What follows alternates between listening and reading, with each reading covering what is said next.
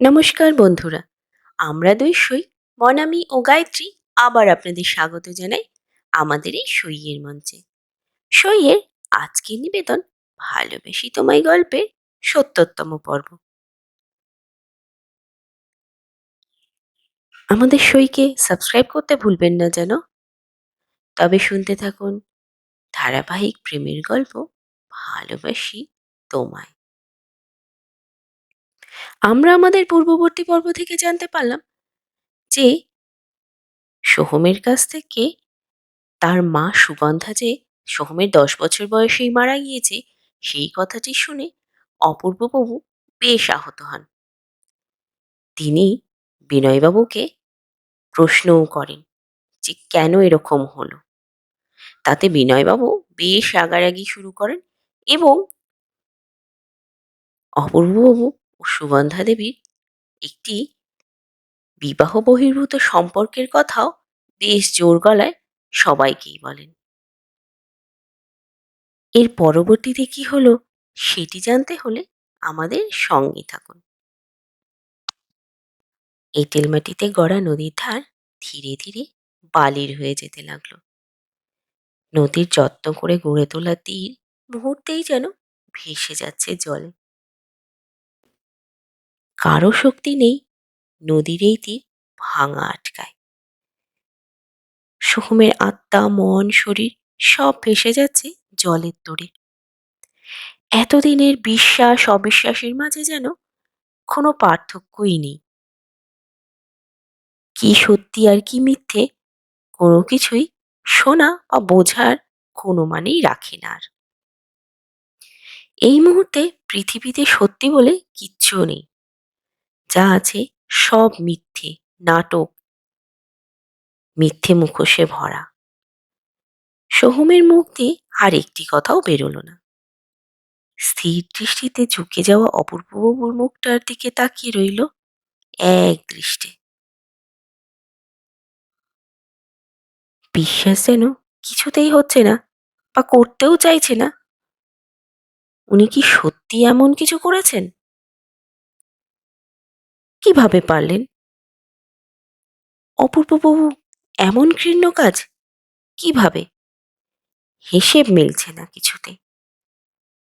মায়ের যে মধুর স্মৃতি মনের মধ্যে গেঁথেছিল, যা সম্বল করে এত দূর আসা, বেঁচে থাকা, সবটাই যেন কালিমালিপ্ত হয়ে গেল। এই গ্রহর থেকে বাঁচার রাস্তা কি নেই? আর এই মুহূর্তে বাঁচার এক ফোঁটা ইচ্ছেও নেই। জীবনের সব মিথ্যে, চারিদিক শুধু কলঙ্ক আর কলঙ্ক। সোহম ধীর দৃষ্টিতে বিদিশার দিকে তাকায়। ঝুঁকে পড়া অপূর্ববাবুকে দু হাত দিয়ে আগলে চিৎকার করে যাচ্ছে, বেরিয়ে যান, কারো কোনো অধিকার নেই আমার বাবাকে এমন বলার। সোহম এক শূন্য হৃদয় নিয়ে বিদিশাকে দেখল। সোহমের প্রতি তার কোনো ভ্রুক্ষেপ নেই, আর থাকবেই বা কেন? যে মানুষ একা নদীর মতো কত কি ভেসে আসে তার জলে, আবার কোনো নদীর তীরে গিয়ে আটকে যায় নদীর সাথে তার বন্ধুত্ব শেষ করে। সোহম আপন মনে নিজের ফাঁকা হাতটা দেখতে দেখতে উদাসীনভাবে ঘর থেকে বেরিয়ে যেতে লাগলো, যেন নিঃস্ব প্রাণহীন এক দেহ। বিনয়বাবু চিতার আনন্দ শেষবারের মতো উপভোগ করলেন অপূর্ববাবুর ঝুঁকে পড়া মাথা দেখে। বিনয়বাবুর হৃদয় যেন উৎসবে মেতে উঠেছে। একটা বাঁকা হাসি আর তীক্ষ্ণ চাহনি দিয়ে বিকাশের পিঠ চাপড়ে ওর কাঁধে হাত দিয়ে বলল, চল বাড়ি চল, বড্ড হালকা লাগছে আজ নিজেকে। বিকাশ বোবা দৃষ্টিতে তাকায়। মনে মনে ভাবে, বাবারা কি এমন হয়? নিজের সন্তানের চিতা জ্বালিয়ে সুখী সে কিভাবে? ধীরে ধীরে তিনজনই বেরিয়ে আসে। সোহমের যেন পা চলে না, নিজের অস্তিত্ব কেটে রেখে যাচ্ছে এখানে। মায়ের মৃত্যুর পরও জীবিত ছিলেন মনের মণিকোঠা শ্মশান মানে। আজ তার চিতাটাও যেন জ্বালিয়ে দিয়ে গেল সোহম। আর কাউকেই চায় না। উঠোনে নামতেই বিদিশা পাগলিনীর মতো সোহমের পা জড়িয়ে ধরে মাটিতে বসে পড়ল। দু হাত দিয়ে পা ঝাপটে ধরে বলল, বিশ্বাস করো, আমার বাবা অমর নয় বাবিন। সব মিথ্যে। ছেড়ে যেও না। আমি বাঁচব না। আমি বাঁচব না। বলতে বলতে পাগলের মতো হাউ হাউ করে কেঁদে উঠল। সোহম স্থির গম্ভীর নদীর মতো। বিনয়বাবু বিদিশার হাত ধরে হ্যাচকা টানে সরাতে গেলে সোহম বাধা দেয়। বিদিশাকে দু হাত দিয়ে টেনে তুলে বলে, সময়ের অপেক্ষা করো। আমি ঠিক আছি। তোমার বাবা মাকে দেখো। আজ কোনো অনুরোধ করো না। আমি শুনবো না। একটু সময় চাই। একা থাকতে চাই। তুমি যাও, ওনাদের দেখো। বিদিশা সোহমের দিকে তাকায়। পাহাড়ের মতো গম্ভীর, কঠোর, অনুভূতিহীন একজন। একে কোনোদিনও দেখেনি বিদিশা। সোহমের চোখ দুটো স্থির, শুষ্ক, যেন সিদ্ধান্তে অবিচল। আবার যেন অগ্ন্যুৎপাত হবে। বিদিশা জাপটে ধরে সোহমকে, তো হাত দিয়ে মুখটা ধরে বলে, আমার কথা বিশ্বাস করো, সব মিথ্যে। এই অবস্থায় তুমি যাবে না। আমি যেতে দেব না। আমি সব ঠিক করে দেবো, দেখো। এই অবস্থায় কোত্থাও যাবে না বাবিন। কথা শোনো, আমাকে একটু সময় দাও। আমি সব ঠিক করে দেব। সোহম স্থির, শক্ত বিদিশার হাতটা ছাড়িয়ে দিতে দিতে বলল, আমারও একটু সময় চাই। তোমার বাবা মাকে সামলাও। আমার চিন্তা করতে হবে না। বলতে বলতে আর এক মুহূর্ত দাঁড়ায় না। গেট খুলে দ্রুত পায়ে বাইরে বেরিয়ে যেতে যেতে বিকাশকে বলে, তাড়াতাড়ি বাড়ি চল। বিদিশা দাঁড়িয়ে থাকে একা, এক প্রাণহীন দেহ নিয়ে। সারা রাস্তা সোহম ওর বাবা বা বিকাশের সাথে একটাও কথা বলল না। শুধু মনে মনে এত বছরে হিসেবের কাটাকুটি করে যাচ্ছে। কারোর সাথে কারোরই হিসাব যেন মেলে না। মাথা মন দ্বিধা বিভক্ত। মন বলছে, এ কি হলো? মাথা বলল, এমন কেন হলো? এ শুরু কোথায়? জ্বরটা কোথায় পাকিয়েছে? কে দেবে হিসেব? আর এই হিসেবই বা কি? কেন বলি হতে হবে ওর সাধের ভালোবাসাকে? কি দোষ? আর দোষ যে জীবনের একমাত্র অবলম্বন হতে পারে, সে যে কাউকে হারাতে হবে? কেন? উত্তর মেলে না। অজস্র প্রশ্নের মন ভারাক্রান্ত। শুধু কেন, কেন, আর কেন? টোটো বাইপাস হয়ে বালাসন নদীর উপর দিয়ে যাচ্ছে। সোহম হঠাৎই বলে উঠল, বিকাশ, থামিয়ে দে। বিকাশ থামতেই সোহম বলল, আমাকে এখানে নামিয়ে দে তোরা। বাড়ি চলে যা। বিকাশের বড্ড দুশ্চিন্তা হয়। বলে, দাদা, আগে বাড়ি চলো, তারপর অন্য কথা। সোহম বাধা দেয়। ইশারায় বলে, কোনো রকম অনুরোধ আজ কাজ দেবে না। সিদ্ধান্ত বদলাবে না। বাড়ি সোহম আর এখন যাবে না। সোহম চলে যেতে উদ্যত হলে বিনয়বাবু বাধা দেন। বলেন, নেমে যাচ্ছিস যা, ফোনটা দিয়ে যা, নইলে আবার ফোনাফুনি চলতে পারে তোদের। সোহম নিষ্প্রভ দৃষ্টিতে একবার বাবার দিকে তাকায়। কেমন খুশিতে উজ্জ্বল চেহারা তার। যুদ্ধজয়ের হাসি সারা চোখে মুখে। সোহম কথা বাড়ায় না। ফোনটা বাবার হাতে দিয়ে হাঁটতে থাকে। বিকাশের বড্ড ভয় হয়, দাদা আবার কিছু করে বসবে না তো। টোটো থামিয়ে দৌড়ে আসে সোহমের কাছে, হাত দুটো ধরে প্রায় কেঁদে ফেলে বলে, দেখো দাদা, সময় সব ঠিক করে দেবে। তুমি কিন্তু কিছু উল্টোপাল্টা করবে না, কথা দাও। সোহম বিকাশের পিঠটা থাবড়ে দিয়ে বলে, মা মরা ছেলে, শেকড় ছাড়া বাঁচা, অস্তিত্বহীন জীবন। বলতে পারিস কি আছে আমার জীবনে? যদি বাঁচি কিসের জন্য বাঁচবো? আর যদি মরে যায়, কে আছে পেছনে যে কাঁদবে? সব তো শেষ। কথাগুলো শুনে বিকাশ সোহমের হাত দুটো ধরে কেঁদে উঠল। বলল, দাদা, আর কেউ না থাক, আমি আছি। আমার তো কোনো দাদা নেই, তোমাকেই দাদার মতো শ্রদ্ধা করি। কথা দাও, কিচ্ছু করবে না।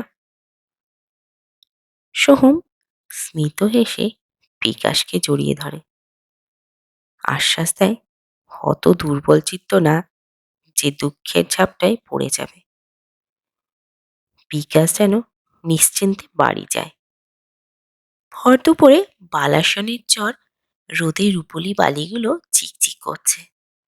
চারিদিক শুধু ধু ধু খা খা করছে বালির চর।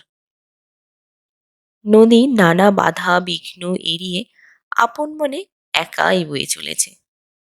কারো সাথে তার কোনো বোঝাপড়াই নেই। সে একাই বয়ে চলেছে নিজের একাকিত্ব। সোহম নদীর ধার ঘেঁষা ভেজা বালিতে পা ভিজে ওর মধ্যে বসে রইল। নদীর জলের ঠান্ডা ছোঁয়ায় যদি ভেতরের ছটফটানিটা একটু কমে, অস্থিরতা যেন আরও বাড়ছে। দুপুরের কাঠফাটা রৌদ্রে ভেজায় বালিতে পা ভিজিয়ে ভেজা বালির মধ্যে শুয়ে রইল ভাবলেশহীন শূন্য হয়ে। আজ কারো সাথেই কোনো কথা নেই, কোনো কিছু নেই, আছে শুধু হাহাকার ভরা কান্না।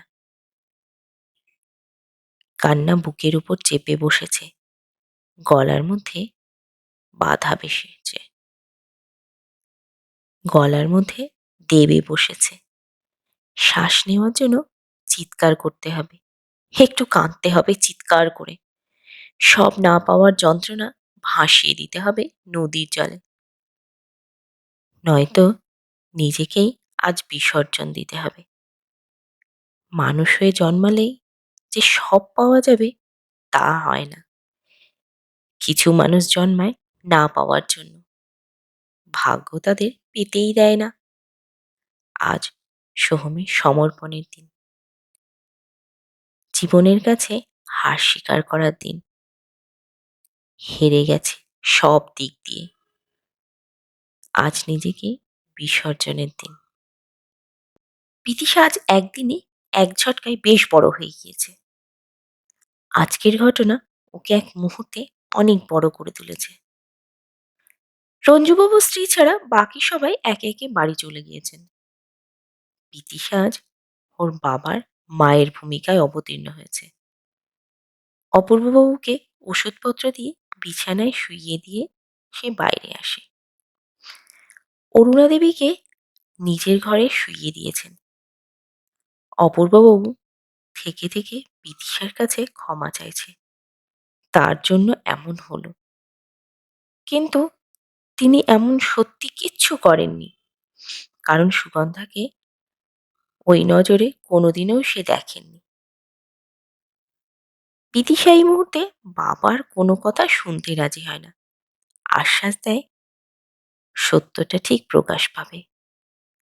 বিদিশা বাবাকে শক্ত হতে বলেছে, যা বলার তা যেন সুস্থ হয়ে তারপরে বলেন। এই মুহূর্তে যেন শরীরের খেয়াল রাখেন শুধু।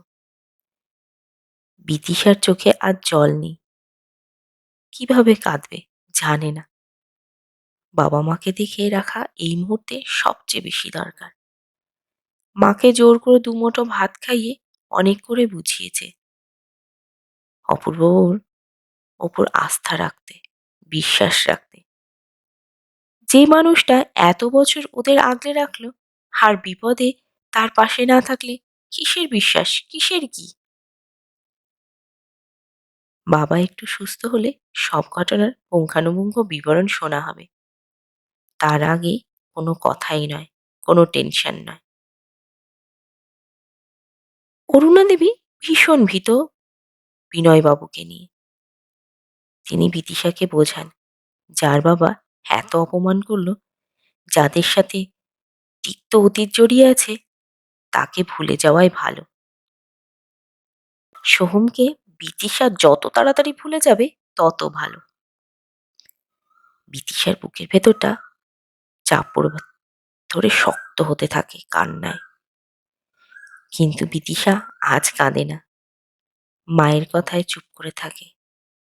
আজ বাইরের বারান্দায় বিদিশার ভরসা। একা, একদম একা, ভাবলে শূন্য হয়ে বসে আছে। আজ রাত এভাবেই হয়তো কেটে যাবে। বিদিশার মনে লক্ষাধিক প্রশ্নের ভিড়, ঘৃণা, লজ্জা, জীবনের প্রতি ধিক্কার, অসহায়তা মনে ভিড় করে আছে। তারই মাঝে উদ্বিগ্ন বিদিশা প্রার্থনা ঈশ্বরের কাছে, শক্তি দিও সোহমকে সহ্য করার। খোলা নদীর চরে বালির মধ্যে শুয়ে থাকা সোহম যেন অর্ধমৃত। জীবনের শিক্ষা মৃত্যু থেকে সোহমকে বিরত রাখলেও সোহম যেন নিজেকে উৎসর্গ করে দিয়েছে প্রকৃতিতে। দিনের বেলা নদীর জল যেমন খুব সুন্দর, রাত্রের বেলায় ততই ভয়ঙ্কর। অসামাজিক কাজকর্মের সাথে হিংস্র জন্তুরও অভাব নেই। তবে ভ্রুক্ষেপ নেই সোহমের, নিজেই সমর্পণ করেছে যেন। রাত গভীর থেকে গভীরতর হয়। জ্ঞান অজ্ঞানের মাঝে সোহম উপলব্ধি করে কেউ এসেছে ওর কাছে। অনেক কষ্টে ঘাড় ঘুরিয়ে দেখে সেই লাল শাড়ি, কপালে বড় সিঁদুরের টিপ, দীর্ঘ লম্বা ছেড়ে রাখা চুল, কত মমতাময়ী মুখ। সোহমের মুখ থেকে বেরিয়ে যায়, মা তুমি? হেসে ওঠে সুগন্ধা। সারা শরীরে বালি ছাড়তে ছাড়তে বলে, তুই এখানে কেন বাবা? এত বছর আগলে রাখলাম, এভাবে নষ্ট করছিস নিজেকে? সোহম কেঁদে ফেলে, বলে, আমি বাঁচতে চাই না মা, আমি তোমার কাছে যাব, আমাকে নিয়ে চলো। আমি আর পারছি না, আর পারছি না। সুগন্ধা হেসে ওঠে। সুগন্ধার হাসিতে আলোড়িত যেন সংসার। বলে, সুগন্ধার ছেলে তুই, সব কেনর উত্তর আছে, খুঁজবি না? তোর হাত দুটো দেখ, সব ফাঁকা ছিল, পূর্ণ হওয়ার সময় এসেছে তো। রাত ভোর হয়ে এসেছে, এবার ওঠ, যা, খোঁজ সত্যিটা। অনেক থেকেছিস তোর সাথে, এবার আমার ফেরার পালা। ওঠ বাবা, এখানে পড়ে থাকিস না, যা, খোঁজ কর সত্যিটা। নষ্ট সময় মানে জীবন নষ্ট। উঠে দাঁড়া, তুই উঠে দাঁড়া।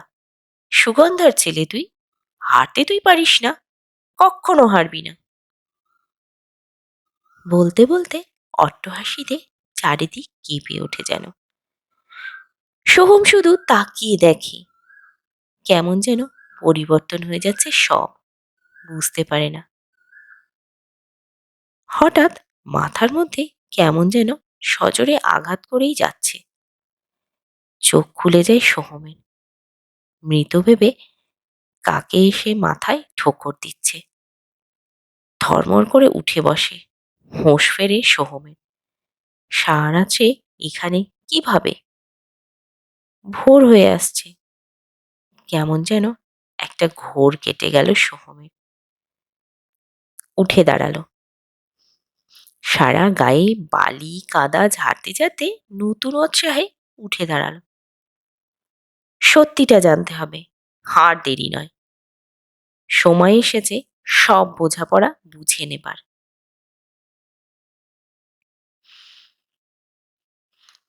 তো বন্ধুরা, কেমন লাগলো আজকের পর্ব? আজকের পর্ব কেমন লাগলো তা কমেন্টে জানান প্লিজ। আপনাদের একটিমাত্র কমেন্ট আমাদের এগিয়ে নিয়ে যেতে উৎসাহিত করবে।